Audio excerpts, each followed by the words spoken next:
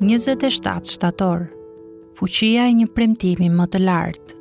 Do të eci në liri, sepse kërkoj urdhërimet e tua. Psalmi 119:45. Një element thelbësor i gëzimit është liria. Asnjëri prej nesh nuk do të ishte i lumtur, nëse nuk do të ishim të lirë nga ajo që urrejmë dhe të lirë për atë që duam. Ku e gjejmë këtë liri të vërtetë?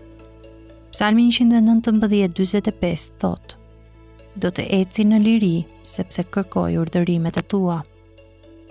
Tabloja që na jepet këtu është ajo një hapësire pa pengesa. Fjala na çliron nga një mendje e ngushtë.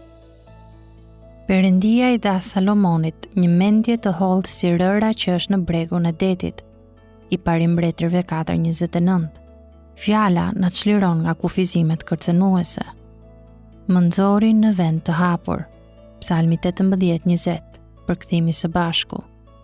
Jezusi tha: Do ta njihni të vërtetën dhe e vërteta do t'ju bëjë të lirë. Gjoni 8:32. Liria që ai ka në mendje është liri nga skllavëria e mëkatit. Gjoni 8:34. Ose, po ta konsiderojmë në aspektin pozitiv, është liri për shenjtëri.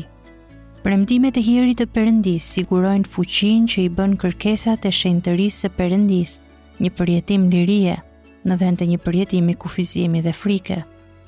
Pietri e përshkroi fuqinë çliruese të premtimeve të Perëndis kështu: me anë të cilave na udhëruan premtimet shumë të mëdha e të çmueshme, që nëpërmjet tyre të bëheni pjesëtar të natyrës hyjnore, pasi u arratisët nga prishja që është në botë për shkak të epshit.